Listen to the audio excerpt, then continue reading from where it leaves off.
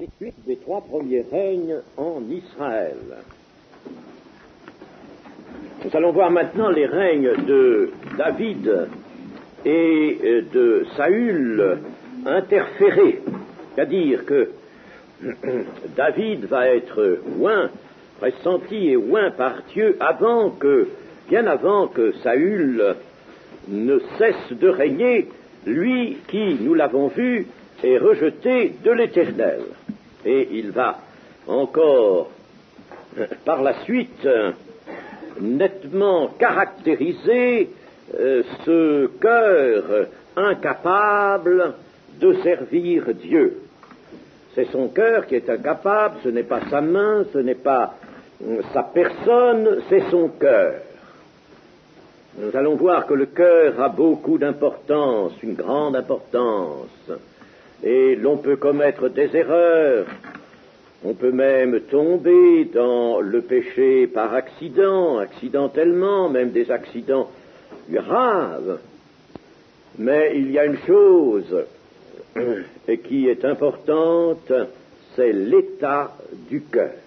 Et nous allons voir quelle importance Dieu attache à l'état du cœur. Nous lirons le chapitre 16 de 1 Samuel, chapitre 16, les 13 premiers versets. L'Éternel dit à Samuel, « Quand cesseras-tu de pleurer sur Saül? Je l'ai rejeté, afin qu'il ne règne plus sur Israël. Remplis ta corne d'huile et va. Je t'enverrai chez Isaïe, Bethléemite, car j'ai vu parmi ses fils celui que je désire pour roi. » Samuel dit, « Comment irai-je? Saül l'apprendra et il me tuera. » Et l'Éternel dit, « Tu emmèneras avec toi une génisse, et tu diras, je viens pour offrir un sacrifice à l'Éternel. Tu inviteras Isaïe au sacrifice, je te ferai connaître ce que tu dois faire, et tu oindras pour moi celui que je te dirai. » Samuel fit ce que l'Éternel avait dit, et il alla à Bethléem. Les anciens de la ville accoururent, effrayés, au-devant de lui et dirent, « Ton arrivée annonce-t-elle quelque chose d'heureux ?» Il répondit, « Oui, je viens pour offrir un sacrifice à l'Éternel.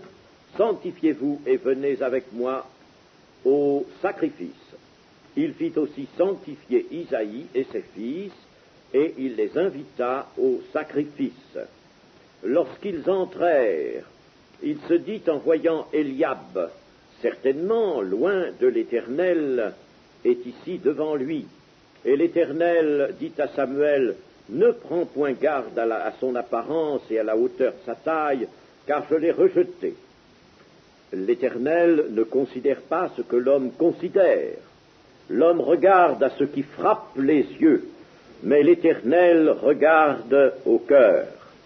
Isaïe appela Abinadab et le fit passer devant Samuel, et Samuel dit, « L'Éternel n'a pas non plus choisi celui-ci. » Isaïe fit passer Shamma, et Samuel dit, « L'Éternel n'a pas non plus choisi celui-ci. » Isaïe fit passer ses 7 fils devant Samuel, et Samuel dit à Isaïe, « L'Éternel n'a choisi aucun d'eux. » Puis Samuel dit à Isaïe, « Sont cela tous tes fils ?»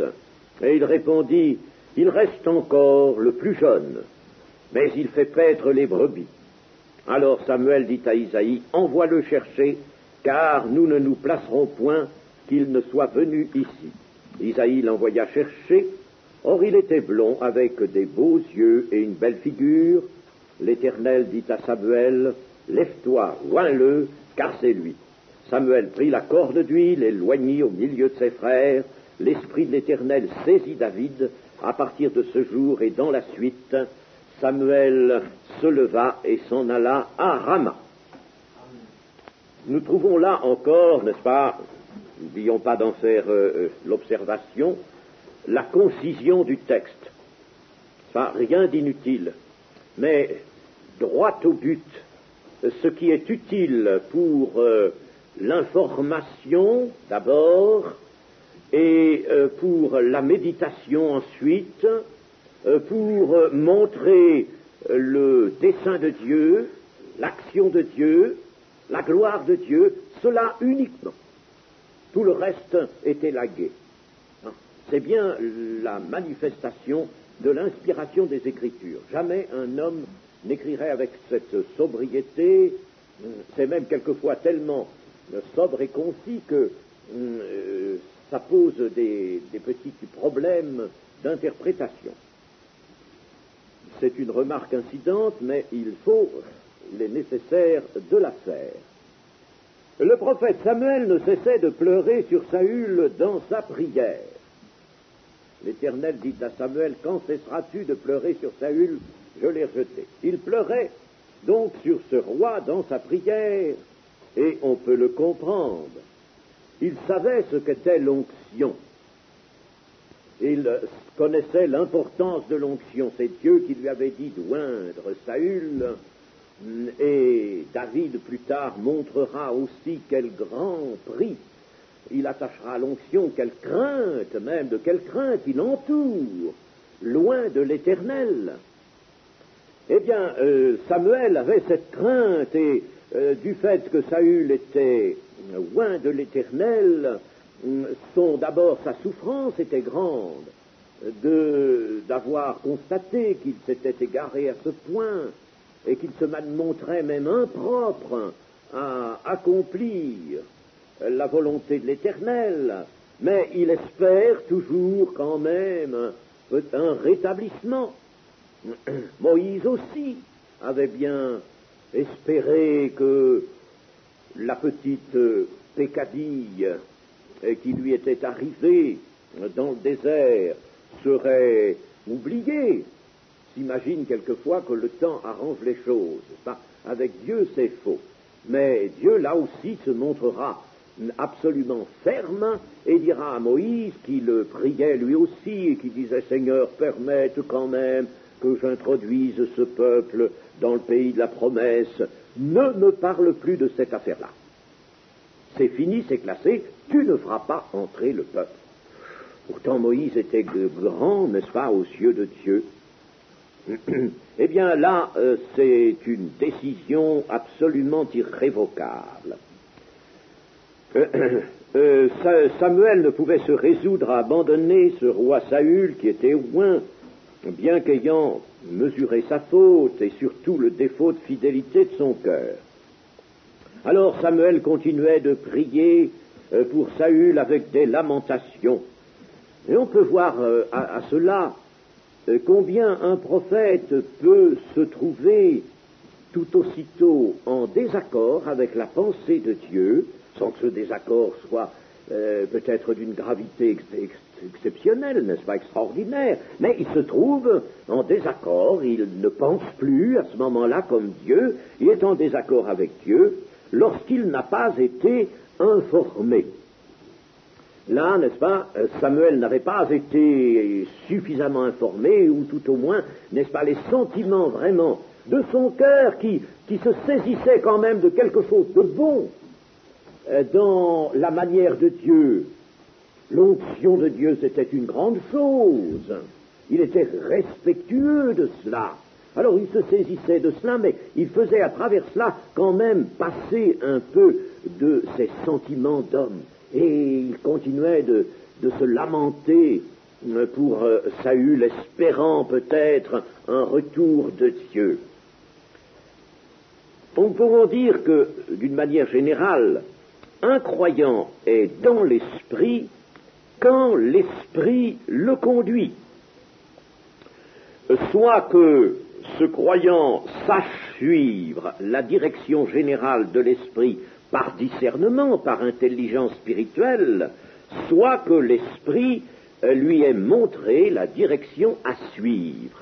Mais attention, ce n'est pas parce que nous disons que nous sommes baptisés dans le Saint-Esprit que l'Éternel m'a dit, l'Éternel me conduit, n'est-ce pas? Ce n'est pas pour cela que nous ne risquons pas, à certains moments, des erreurs, c'est-à-dire d'avoir des pensées, des intentions des directions même que nous allons donner nous-mêmes à la prière et qui ne soient pas en accord avec la pensée de Dieu. Parce que, n'est-ce pas, nous restons sur une certaine ligne et nous sommes peut-être persuadés que nous sommes bien toujours dans la ligne de la volonté de Dieu, n'est-ce pas? Mais il y a des choses que nous n'avons pas vues, que nous n'avons pas saisies, et puis Dieu ne nous a pas donné une direction précise. Alors nous continuons, n'est-ce pas, à penser, à désirer, à prier aussi, pour des choses qui ne sont plus dans l'intention de Dieu, sont plus dans la vue de Dieu. Ah! Alors, n'est-ce pas, ça c'est grave, et ça se présente, chers amis, dans l'Église. Réfléchissons bien à cela, n'est-ce pas, que souvent, n'est-ce pas, spontanément et sans une réflexion suffisante, sans une analyse spirituelle suffisante, nous continuons de prier pour quelque chose où nous avons saisi un motif de prière et nous le mettons là, et puis ça n'est pas du tout ce que Dieu désire faire. C'est pas ça. Hein? Alors on peut toujours prier, on ne verra rien de cela, ça se produire, s'accomplir. Chers amis, je voudrais par là, n'est-ce pas, attirer votre attention sur l'usage qu'il faut faire du discernement. L'esprit est avec nous, l'esprit nous est donné, mais il faut le consulter constamment, l'esprit. Ou alors, n'est-ce pas, il faut disposer de précisément ce dont disposait particulièrement le roi David, nous le verrons. Le roi David disposait d'une chose magnifique, d'un don magnifique. Il supputait par avance la volonté de Dieu. C'est un des rares, vous entendez bien, un des rares auxiliaires de Dieu à avoir fait cela. Il supputait par... Il était là comme, j'emploie un mot qui n'est pas très adapté, n'est-ce pas, flairant, voyez-vous. Il avait une sorte de flair spirituel, n'est-ce pas, et alors, il savait que Dieu allait vouloir ça, d'avance, sans que, toujours, Dieu lui ait dit, fais cela. Et ça, chers amis, je ne dis pas, le mot flair n'est pas très à sa place, là, disons, n'est-ce pas, ce discernement spirituel. J'ai dit flair pour mieux me faire comprendre, mais ce discernement spirituel qui va de l'avant, qui est à la pointe, ça, nous devons en user. Voilà un sujet, chers amis, sur lequel l'Église n'est pas instruite. Le discernement. Je lis dans des livres, souvent dans des petits ouvrages, qu'il est question du discernement, et puis alors on catalogue ça, le discernement des esprits, ça veut dire qu'on discerne simplement, n'est-ce pas, la présence d'un mauvais esprit, d'un démon chez quelqu'un.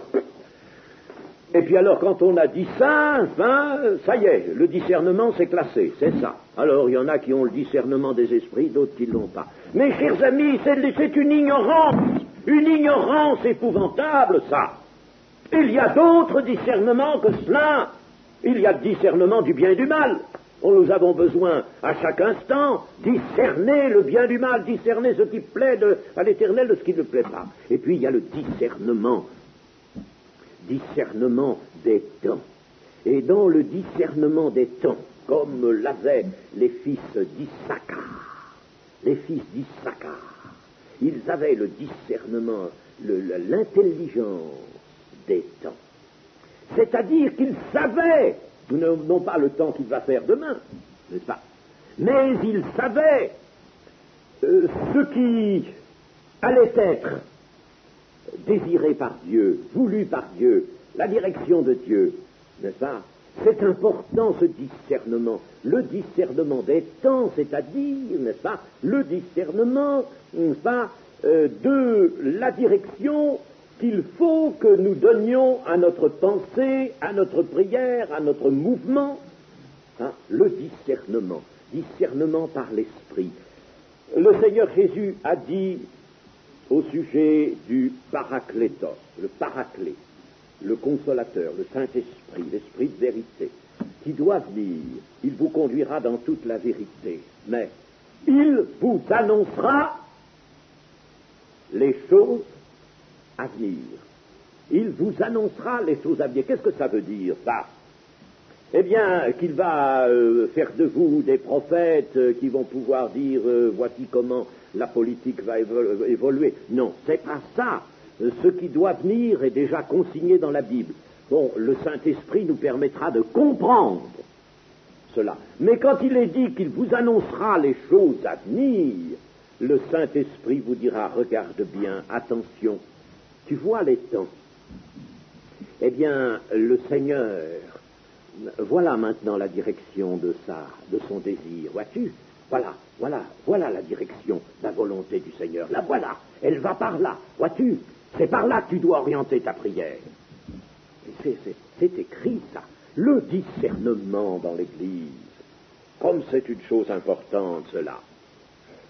Alors, je voudrais vous montrer ici, n'est-ce pas, qu'il y a eu, en somme, de la part de Samuel, disons, une petite obscurité touchant le discernement, mais nous avons vu que ce prophète, n'est-ce pas, avait déjà commis certaines autres erreurs, bien qu'il soit un grand prophète, un prophète dévoué à l'Éternel, ne retirons rien, n'est-ce pas, au prophète Samuel, mais il a des erreurs. Il avait établi ses fils comme ses successeurs, nous l'avons vu, n'est-ce pas, et fait de la fonction de juge une fonction héréditaire. Pour l'Éternel ne voulait absolument pas. Vous voyez, il se trompe, n'est-ce pas? Il se trompe. Et là, n'est-ce pas, il continue de prier. Saül n'a peut-être pas, je ne sais pas, à ce moment-là, commis le péché contre le Saint-Esprit, ce péché, n'est-ce pas, qui conditionne et amène le rejet. Enfin, c'est le seul péché qui mène à la mort. Mais il le commettra. Il va le consommer. N'est-ce pas, essentiellement quand il arrivera à la fin de sa vie, n'est-ce pas, et qu'il consultera une pythonisse, une nécromancienne, n'est-ce pas, pour faire monter le prophète Samuel qui, entre-temps, a quitté la terre. Ainsi, Samuel, là, s'était trompé. Alors Dieu est formel. Je l'ai rejeté afin qu'il ne règne plus sur Israël. Allez, ne me parle plus de cet homme-là. C'est plus la peine de le mentionner dans tes prières, c'est pas la peine de rester en prière pour lui, n'est-ce pas? Il est rejeté, c'est fini. Remplis ta corne d'huile, hein? Alors là c'est catégorique. Je t'enverrai chez Isaïe, Bethléemite, homme de Bethléem, car j'ai vu parmi ses fils celui que je désire pour roi. J'ai vu parmi ses fils. Dieu est donc formel, il y a des décisions de Dieu qui sont irrévocables. Ne faisons pas de généralité, méfions-nous de faire d'ailleurs trop de généralité. Mais disons ceci, il y a des décisions de Dieu, n'est-ce pas, qui sont irrévocables, et si l'on a du discernement, il est peut-être bon de les pressentir. Le Nouveau Testament nous dit qu'il faut prier pour les frères qui se sont égarés. Toutefois, n'est-ce pas, il est dit, je ne vous dis pas de prier pour le péché contre le Saint-Esprit, quelqu'un qui a commis le péché contre le Saint-Esprit. Ah non, pour ce péché-là, non. Mais oui, mais il faut savoir si quelqu'un a commis le péché contre le Saint-Esprit ou pas. Alors, il faut le savoir, il faut l'apprendre de l'Esprit. Il faut vraiment se laisser guider dans la prière d'intercession par l'Esprit. Samuel en conçoit sur le moment de la peur, quand il apprend qu'il faut qu'il aille oindre quelqu'un, n'est-ce pas, pour roi, alors que Saül est toujours là, installé, n'est-ce pas, sur le trône, il est évident, n'est-ce pas, que ça le fait trembler un peu. Comment irais-je? Saül l'apprendra, il me tuera.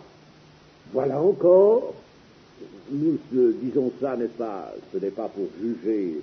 Nous n'amusons pas à faire le procès de Samuel, pas plus que nous n'avons voulu faire le procès de Simon-Pierre. Mais, disons, n'est-ce pas, il est bon pour nous de voir les faiblesses. les faiblesses, n'est-ce pas? C'est pas à titre de jugement, c'est à titre de jugement, si vous voulez, en ce qui nous concerne.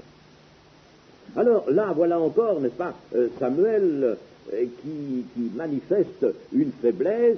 Dès que l'homme se met dans le circuit, on peut être sûr que ça ne va plus. Ça ne va plus. Dès qu'il se met, lui, avec sa pensée, avec ses peurs, avec tout ce qui monte de son cœur naturel, s'il se met dans le circuit, ça ne va plus. D'abord, n'est-ce pas, une objection à Dieu. Samuel était l'homme qui avait montré combien il savait obéir à Dieu. Il obéissait, de tout sens, il obéit à Dieu. Mais là, n'est-ce pas, avant d'obéir, il a une objection. Oh, tu veux m'envoyer là? Mais attention, mais Saül va l'apprendre, et alors il me tuera là, à ce moment-là, ma dignité de prophète, n'est-ce pas, ou la crainte que mon ministère de prophète peut lui inspirer, ne sera pas suffisante pour arrêter sa main.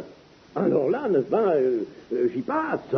J'y tiens pas, il a beau être âgé, n'est-ce pas, il ne tient pas à finir sa carrière comme ça, n'est-ce pas, voyez-vous, l'homme qui a peur et l'homme qui fait une objection à Dieu. Une objection à Dieu. On ne réfléchit pas, n'est-ce pas, qu'une objection à Dieu ne peut jamais être bonne. N'est-ce pas, peut jamais être bonne. Ananias qui dit au Seigneur Jésus-Christ, comment tu veux prendre cet homme-là? Saül de Tarse, Saul de Tarse, tu veux prendre cet homme-là? Mais il est terrible cet homme-là. Mais il fait des choses abominables, il persécute l'Église. On sait pas lui qu'il faut prendre. Ananias qui fait des représentations à Jésus-Christ. Voyez, comme vous en faites quelquefois. Doit-on le dire? Vous n'en faites pas quelquefois? Oui, Seigneur, oui, mais... Ou alors quand quelqu'un... C'est plus facile quand c'est, mettons, un frère ou un pasteur qui vous dit quelque chose avec la parole de Dieu, n'est-ce pas? Il vous dit, voilà ce que dit la parole. Oui, évidemment, la parole dit ça. Mais enfin, moi, vous voyez, si je fais ça, voilà ce qui va se passer, et puis ça va tourner comme ça, ça va être catastrophique, n'est-ce pas? Des objections. Des objections, nous en avons beaucoup. Alors, faire des objections à Dieu, mes amis, ça n'est jamais bon. Il faut, n'est-ce pas, dans une circonstance déterminée, savoir très nettement quelle est la volonté de Dieu. Et si la volonté de Dieu est quelque chose qui nous déconcerte un peu, Dieu déconcerte. Il est vrai que le Seigneur nous déconcerte quelquefois par ses intentions, n'est-ce pas? Eh bien, oui, mais c'est là que se trouve la sagesse. Et par conséquent, il faut obéir sans rien objecter.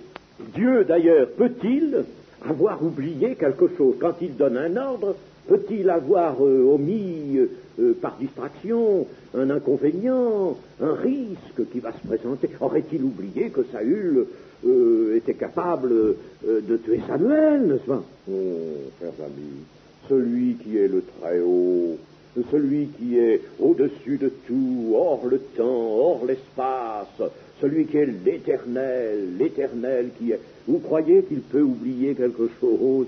Il n'oublie rien. Obéissons. On n'a pas besoin d'instruire Dieu, n'est-ce pas? Vous savez que dans Job, n'est-ce pas, on voit ça, n'est-ce pas? Et l'Éternel dit, alors, c'est bien, alors maintenant je vais m'arrêter, je vais écouter, puis tu vas m'instruire. C'est toi qui vas m'instruire, n'est-ce pas? Oui, nous voulons instruire Dieu, alors qu'il faut obéir avec une entière confiance. Une entière confiance. Dieu, n'est-ce pas, dit à Samuel, eh bien, voilà, tu vas emmener avec toi une génisse et tu diras, je viens pour t'offrir un sacrifice à l'Éternel. Tu inviteras Isaïe au sacrifice, je te ferai connaître ce que tu dois faire et tu oindras pour moi celui que je te dirai. Alors, il y a une petite difficulté, il y a on pourrait presque dire, un petit piège. Il y a un petit piège dans lequel il est facile de tomber à pieds joints. N'est-ce pas? Le petit piège, le voici. L'interprétation que l'on peut donner ici, n'est-ce pas, semble aller de soi. Samuel dit, comment irai-je Saül la prendra et il me tuera. Et l'Éternel dit, tu emmèneras avec toi une génisse et tu diras, je viens pour offrir un sacrifice à l'Éternel.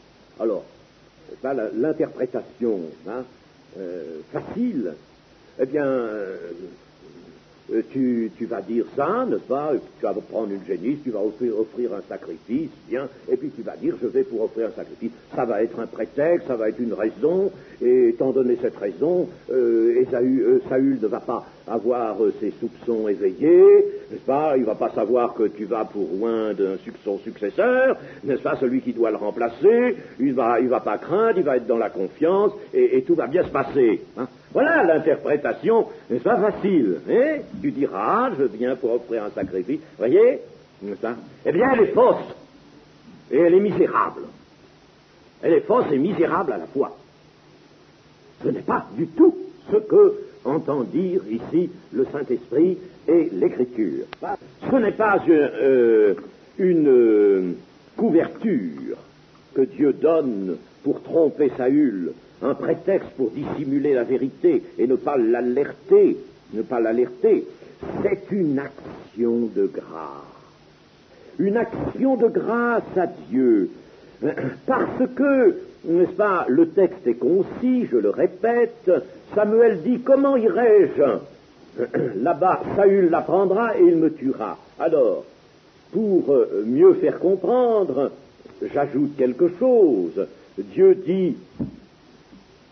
pense, n'est-ce pas, à ceci, et il fait entendre à Samuel ceci, ne crains rien, va, ne crains rien, va, je te garderai, et quand tu seras là-bas, tu offriras un sacrifice, n'est-ce pas, à l'Éternel, et tu inviteras Ésaïe au sacrifice, et puis tu vas oindre l'un de ses fils. Bien, mais ce n'est pas pour donner le change à Saül, pas du tout, n'est-ce pas? Dieu te protège, Saül ne te fera rien, n'est-ce pas? Mais tu vas offrir là-bas un sacrifice d'action de grâce. D'ailleurs, le sacrifice ordonné ici par le Seigneur ne peut pas être quelque chose qui donne le change à Saül, quelque chose qui endorme sa vigilance, ça ne peut pas être ça. Au contraire, si Saül, apprenant que le prophète Samuel s'en va chez Isaïe, qui a pas mal de fils, pour offrir un sacrifice, ça doit au contraire éveiller. Ça devrait au contraire éveiller, n'est-ce pas, son soupçon, si tant est que Samuel ait eu raison, n'est-ce pas, de craindre sa méchanceté, parce que lui, Saül, quand il a été oint par Samuel, c'était bien aussi lors d'un sacrifice. Et il y avait eu aussi, dans une famille, un sacrifice, et c'est au cours de ce sacrifice, n'est-ce pas, que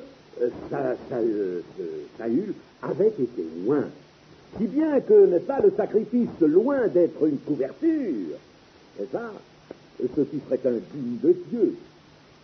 Loin d'être une couverture, c'est au contraire quelque chose qui serait de nature à éveiller, n'est-ce pas, le soupçon de Saül. Tiens, comment ça se fait qu'il s'en va offrir un sacrifice là-bas? Oh, il s'en va avec sa corne d'huile offrir un sacrifice, et qu'il n'irait pas. Il a dit que la royauté était désirée de dessus moi, et qu'il n'irait pas oindre un successeur. Ah, voyons les choses de près. Et Saül se serait mis en mouvement si Dieu ne l'avait tenu en place. Vous comprenez, vous voyez, je vous ai montré cela parce que, bien entendu, il y a des petits interprètes qui sont tombés juste là, comme il fallait, n'est-ce pas, en plein dans le petit piège. Et qui prête à l'Éternel tout simplement un petit stratagème. Bah, tu vas dire ça, voilà, et puis comme ça, n'est-ce pas, ça va tromper Saül, il ne pense à rien. C'est lamentable, chers amis. C'est lamentable, c'est misérable, je vous disais. On ne prête pas à l'Éternel des histoires comme ça. Tout ce que fait l'Éternel, c'est clair, c'est net, c'est au grand jour. L'Éternel n'a pas besoin de ça. Faire attention surtout, n'est-ce pas, de ne pas se tromper et de ne pas prêter à Dieu des choses qui sont incompatibles avec sa sainteté. Alors Samuel se rend à Bethléem. Bethléem, c'était à 8 kilomètres, vous savez, au sud de Jérusalem. C'était à l'époque encore une bourgade cananéenne. Vous savez qu'on n'avait pas chassé tous les peuples, hélas, n'est-ce pas, et que ces peuples avaient été des épines dans les yeux du peuple d'Israël. Il n'avait pas chassé tout le monde. Il n'avait pas fait ce que Dieu lui avait ordonné. Alors là, à Bethléem, il y avait encore des Cananéens. C'était une bourgade, une petite ville. Vous savez que Michée dit que c'est la plus petite.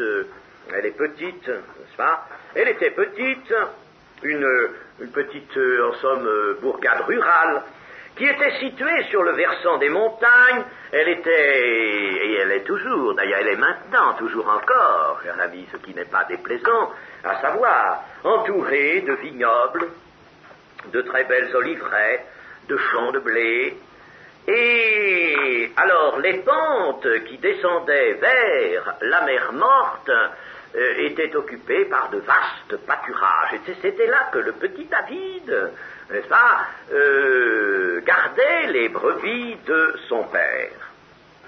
Quand les anciens de Bethléem voient le prophète arriver sur son âne, n'est-ce pas, parce que je suppose qu'il avait pris son âne ce jour-là, n'est-ce pas, pour aller un peu plus vite ou pour éviter la fatigue, quand ils le voient arriver, ils sont effrayés, littéralement effrayés. Ils se demandent ce qui se passe. L'arrivée du prophète, c'est quelque chose qui présage un événement, et cet événement est-il heureux, est-il malheureux, n'est-ce pas?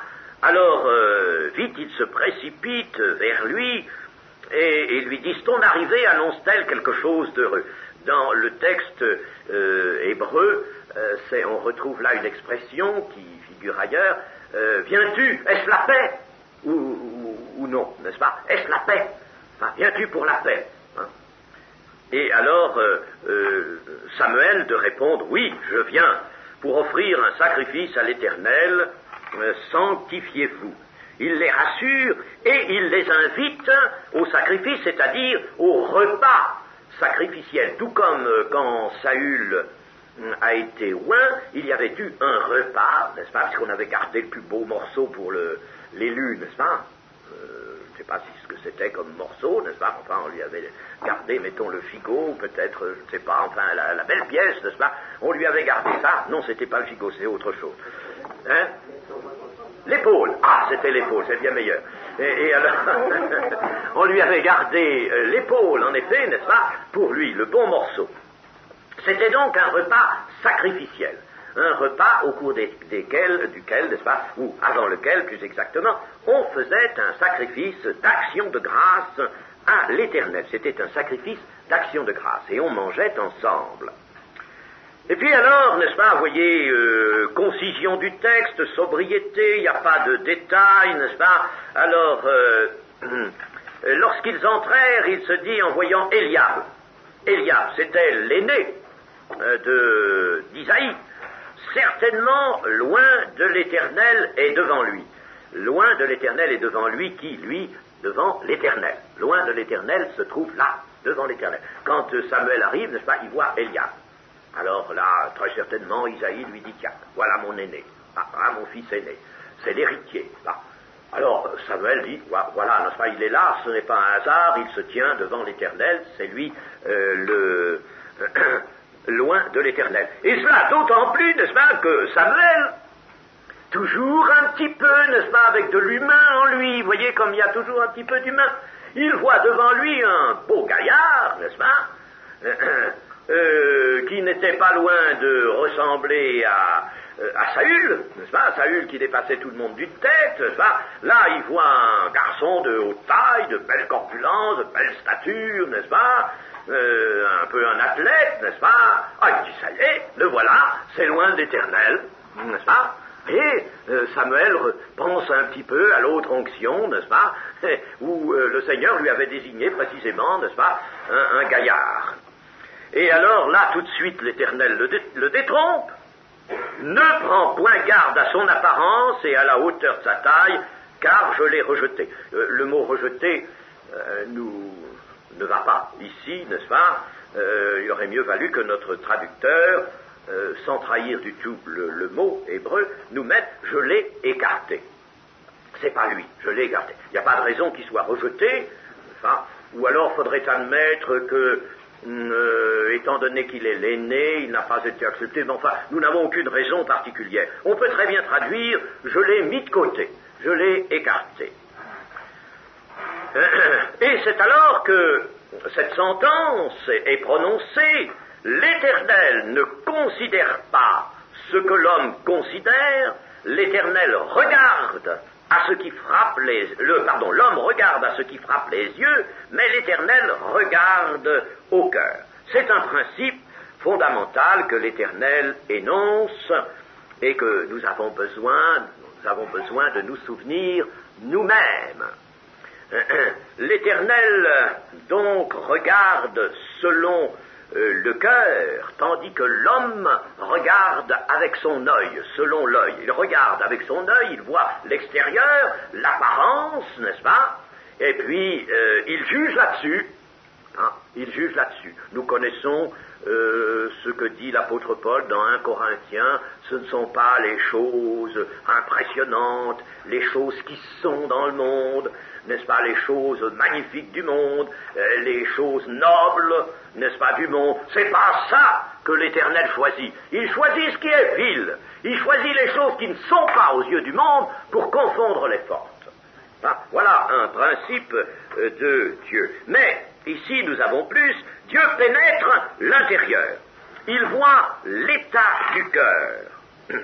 Le cœur de l'homme est le foyer des pensées, des intentions, des tendances, et le foyer des dispositions. Il y a des dispositions qui sont permanentes, qui sont un peu, si vous voulez, comme le tissu, un tissu moral, ou un tissu presque, pourrait-on dire, spirituel dans l'homme, dans le cœur de l'homme. Des dispositions qui risquent de se maintenir, n'est-ce pas? Et de ces dispositions proviendront les résolutions et les actes. Bien sûr, vous me direz, Dieu change le cœur. Oui, mais il faut que le cœur soit vraiment nettement changé. Mais tout de même, n'est-ce pas, il y a certains hommes qui ont de telles dispositions dans le cœur qu'ils vont continuer d'entraver constamment l'œuvre de la grâce pour eux.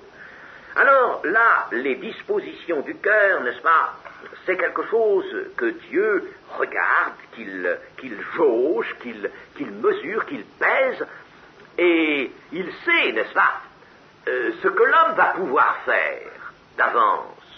Et bien sûr, il va lui donner des dons, il va lui donner la plénitude de son esprit, n'est-ce pas? Voyons par exemple dans Néhémie au chapitre 9, les versets 7 et 8.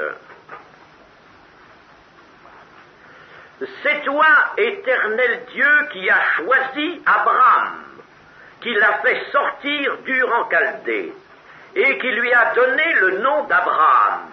Tu trouvas son cœur fidèle devant toi. Tu fis alliance avec lui et tu promis de donner à sa postérité le pays des Cananéens, des Héthiens, des Amoréens, des Phéréziens, des Jébusiens, des Girgasiens. Et tu as tenu parole car tu es juste. Voyez, là, il nous est rappelé dans ce livre que, avec Abraham, devenu Abraham, Dieu a joué une partie serrée. Une partie très serrée.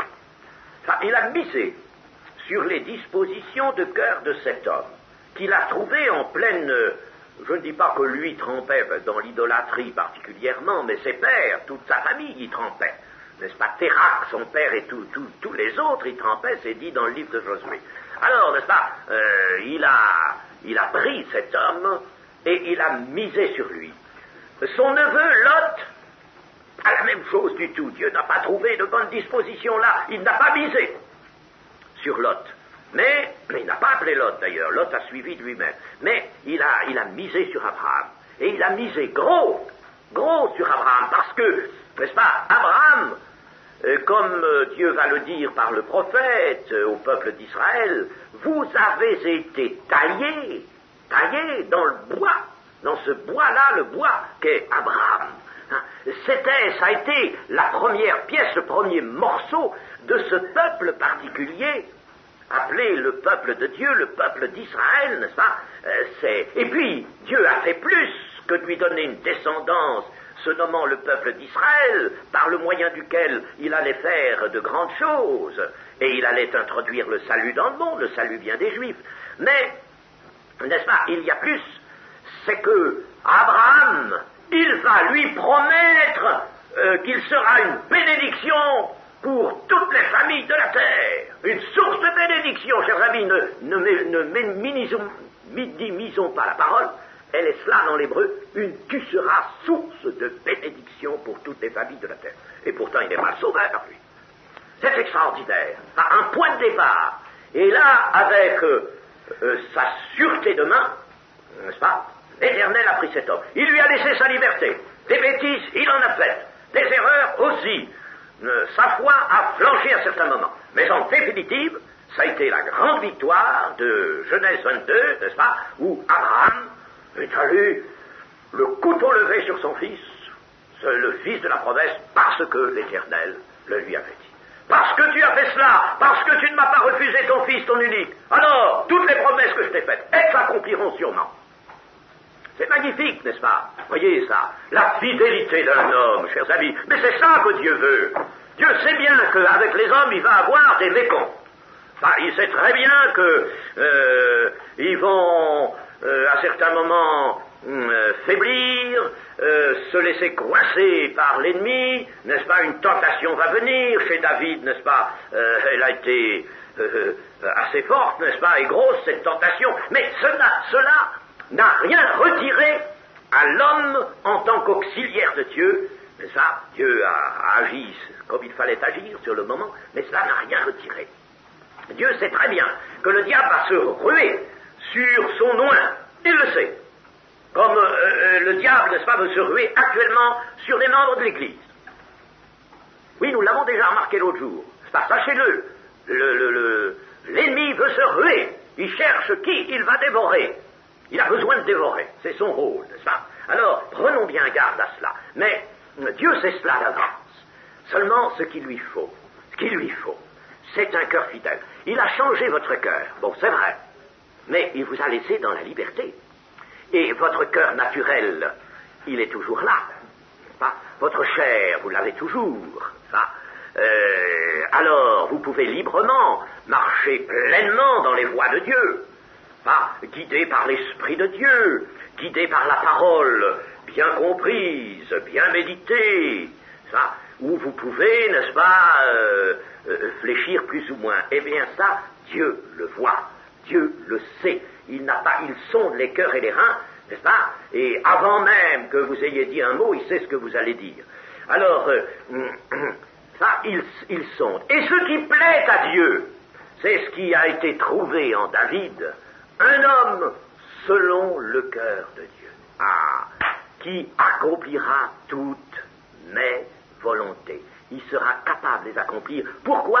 Parce qu'il aura une fidélité au cœur, même, n'est-ce pas, je vous dis, laissons de côté, n'est-ce pas, si vous voulez, une chute retentissante, mais il a la fidélité au cœur. Et l'homme qui déplaît à l'Éternel, c'est l'homme qui est mou dans son cœur, qui n'est pas résolu à être fidèle, qui accepte des compromissions, et qui ne travaille pas résolument, avec acharnement, même avec violence, la violence de sa foi, qui ne travaille pas au triomphe de la gloire de Dieu, à faire éclater la gloire de Dieu. Et la gloire de Dieu ne peut éclater que si vraiment le dessein de Dieu est laissé intact dans son intégrité. Ça, il faut pour cela donc un cœur fidèle, un cœur qui n'accepte pas du tout le compromis, qui n'accepte pas le mariage avec quelque chose d'autre qu'on lui propose. Un cœur fidèle, un cœur fidèle. Il y a un certain Anania du temps d'Ésdras qui avait, lui, un cœur fidèle. Et il nous est dit, n'est-ce pas, que cet homme était grand parmi Israël, à cause de la fidélité de son cœur. La fidélité de son cœur. Oh, c'est un sujet magnifique et central, la fidélité du cœur. Et nous n'avons pas, chers amis, cette fidélité lorsque l'on nous dit ceci, lorsque l'on nous dit cela, lorsqu'on nous propose ou qu'on nous fait lire telle et telle chose, n'est-ce pas, il y a des, comme nous l'avons dit l'autre jour, n'est-ce pas, des choses qui viennent des novateurs, n'est-ce pas, des novateurs qui sont le plus souvent des faux prophètes. Alors on nous propose ceci, on nous propose cela. Oh, oui, ah, ben peut-être, oui. Oh, ben oui, ben, au fond, l'évangile peut être annoncé comme ça. Ben oui, il y a la Bible, oui. Oh, ben ça peut aller, n'est-ce pas? Oh. Où est notre cœur? Où est sa fidélité? La fidélité, lis-la à ton cou. Sans fidélité, il est impossible de plaire à Dieu. Impossible d'accomplir sa volonté, impossible de plaire à Dieu. Alors c'est ça que Dieu recherchait, voyez-vous, n'est-ce pas? Et lui, il regarde au cœur. Alors il a fait l'expérience d'un homme appelé Saül, et qui, lui, n'a aucune fidélité à son cœur. La première chose qu'il fait sur l'ordre de Dieu, c'est de tout brouiller. Il brouille. Dévoué par interdit. Oui, j'ai bien accompli la parole de l'Éternel. Regarde, c'est magnifique, comme j'ai bien marché. T'as vu, Samuel? Regarde. Oui, et puis les brebis, là, qu'est-ce que c'est? Et ce roi Agag qui l'a amené, n'est-ce pas? Qu'est-ce que c'est que ça? Ah oui, il est obligé de reconnaître après, oui, c'est vrai, j'ai péché, oui, j'aurais dû accomplir vraiment tout ce que me demandait l'Éternel, n'est-ce pas? Et ne pas moi-même m'octroyer la liberté, n'est-ce pas, d'en laisser un petit peu de côté et de modifier son plan. Voilà, n'est-ce pas? Alors on peut se demander, mais comment c'est-il que Dieu ait accepté de désigner un roi? Oh, il l'a désigné comme Dagig et non comme Mélec. Bon, c'est peut-être vrai, mais il a quand même accepté de désigner Saül. Saül dont le cœur contenait pas les dispositions qui allaient lui permettre d'accomplir, comme David, cela est dit de David, d'accomplir toutes les volontés de Dieu. Alors pourquoi cela? C'est une question qui se pose, voyez-vous. Je ne sais pas si vous l'êtes posée, mais moi je me la suis posée. Eh bien, c'est la sagesse de Dieu. C'est curieux, c'est pas un mauvais choix. Le mauvais choix de Saül, c'est la sagesse de Dieu. Mettons notre tableau. Et puis, nous allons voir ceci, c'est que Dieu agit sur une matière première, si je puis m'exprimer ainsi, qui est l'humanité pécheresse. L'homme avec dans son cœur le détour du péché, car le péché c'est toujours un détour. L'orgueil est le détour du péché. Voilà sur quelle masse Dieu doit travailler pour sauver. L'humanité travaille là. Et alors, on commence par lui demander un roi. Dieu consent à donner ce roi, et ce roi, n'est-ce pas, c'est lui qui en fait choix, mais c'est pas un bon. C'est un roi selon le cœur du peuple, mais ce n'est pas un roi selon le cœur de Dieu. Ici sont représentées au tableau 2 colonnes, la colonne de gauche pour le premier homme, celui de la chair, la colonne de droite pour le deuxième homme correspondant, celui de l'esprit. Sont inscrits le premier Adam, puis le second Adam, Jésus-Christ, Saül et David, puis Ésaü et Jacob, puis Manassé et Éphraïm. En voilà des exemples, n'est-ce pas, qui nous montrent que Dieu ne peut pas prendre le premier. Le premier, c'est l'homme de la chair. Le premier, c'est ce qui est premier, c'est animal. C'est psychique. Mais le spirituel, c'est le second. Ça vient après. Ça vient au second rang. Et cette loi-là, cette règle-là, ce principe-là, Dieu l'a joué dans une humanité qu'il a voulu libre. Il a laissé le premier temps, le temps de la chair se manifester. Il l'a laissé pour avoir le second temps, n'est-ce pas, le temps de l'esprit. Mes chers amis, en vous, qu'est-ce qu'il y a?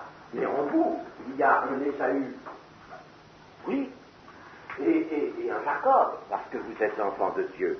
Mais il y a un Ésaü. Ésaü, c'est le vieil homme.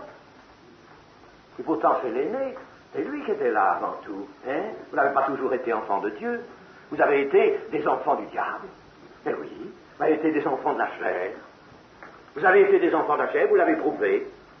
Et vous l'avez montré, plus ou moins longtemps, n'est-ce pas? Plus ou moins spectaculairement, mais vous l'avez montré. Et Dieu a permis qu'il y ait un premier temps, le temps de la chair, pour avoir un second temps, un Jacob, qui soit l'homme de l'esprit, le second, si bien que, étant enfant de Dieu, vous n'êtes plus redevable à la chair. Vous n'êtes plus le premier, vous êtes le second. Comprenez-vous ce principe, n'est-ce pas, qui est important, qui est essentiel.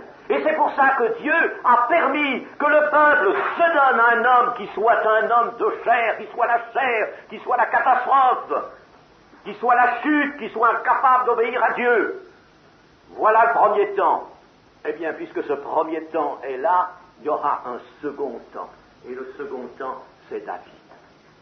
Vous comprenez, n'est-ce pas, que Dieu a joué, n'est-ce pas, ce principe, parce qu'il le faut, parce qu'il manœuvre une masse humaine qu'il veut libre, entièrement libre.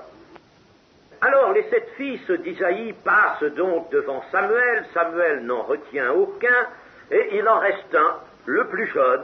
Alors on l'envoie chercher. Et Samuel ne veut pas que l'on prenne place, c'est-à-dire que l'on commence le repas sacrificiel sans que l'onction soit faite. D'abord, l'onction, n'est-ce pas?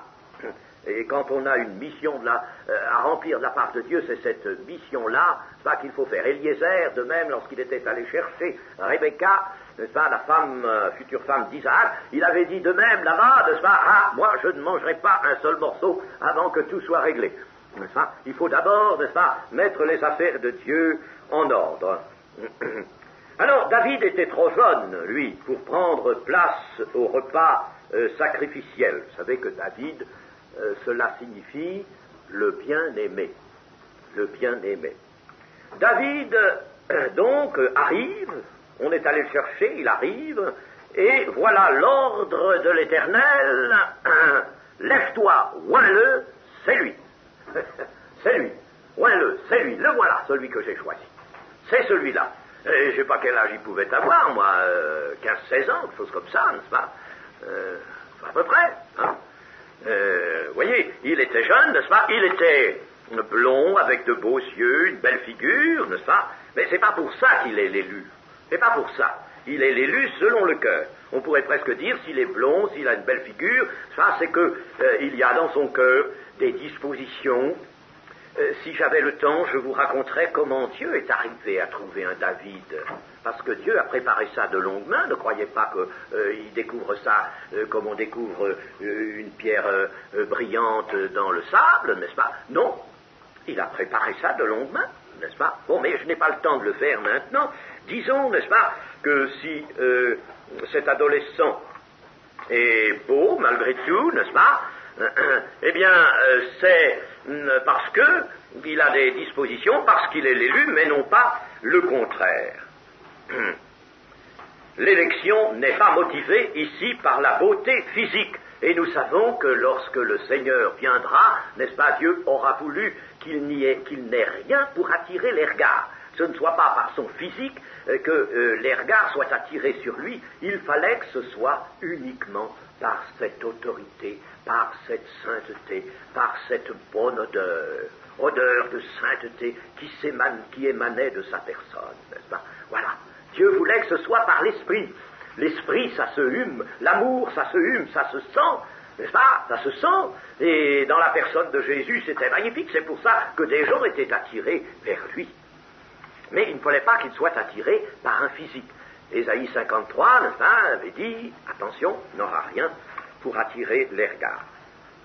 Alors voilà, c'est l'onction, au verset 13, Samuel prit la corne d'huile et l'oignit au milieu de ses frères. Vous savez, c'était une corde de bélier assez grande, et puis il en versait tout le contenu, n'est-ce pas?